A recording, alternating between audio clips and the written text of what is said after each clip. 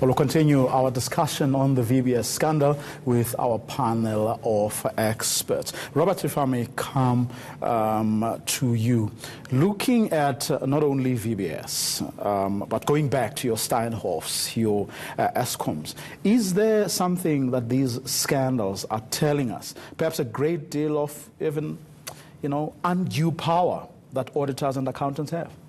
No, I think it's telling us that it doesn't matter which system you put into place, they're all going to fail.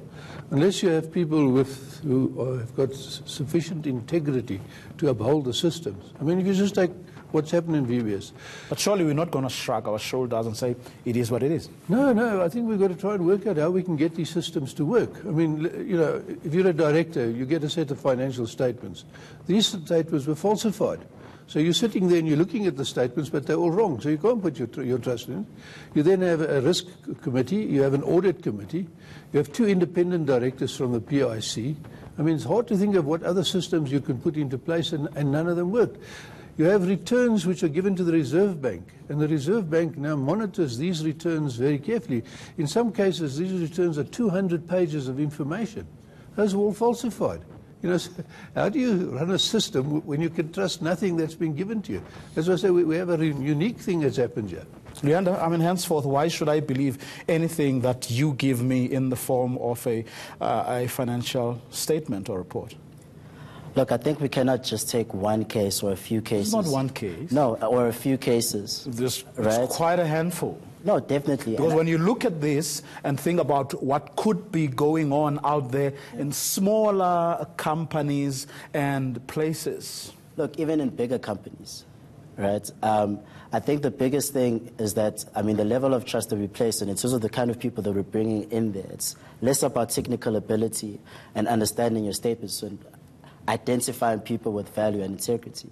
I think the benefits of this is that there are controls which exist which allow us to identify these things. But they have failed. Well, to say that they have failed is almost to say that they should have picked them up earlier, or it should not have happened to begin with. There's certain rots which exist, and the biggest thing in whatever control, in whatever system, whatever process you have, is to be able to have mechanisms to be able to see or pick up that rot and set it aside from the rest of the fruits, or from the rest of the good products, right? We're talking in manufacturing, in any kind of business, whatever systems, whatever machinery that you build around it, it will never take away the fact that there will be certain small elements, in certain instances, I guess, based on the population, bigger elements, which are inherently rotten. The biggest thing is that it was identified and is being dealt with.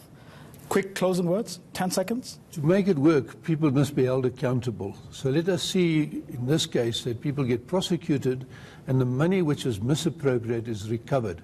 If that happens, then you're going to go forward. If this doesn't happen, it's just an incentive for future people to do the same. So you have to hold people accountable, and the criminal justice system must do so. That's what the report recommends. Okay, and that's where we're going to leave it. Thanks to both of you, gentlemen, for coming through. Luyanda Gidini from the Association for the Advancement of Black Accountants in South Africa, as well as Wits School of Economics and Business Sciences, Professor Robert Vivian. And that brings us to the end of our great VBS Bank Heist special report.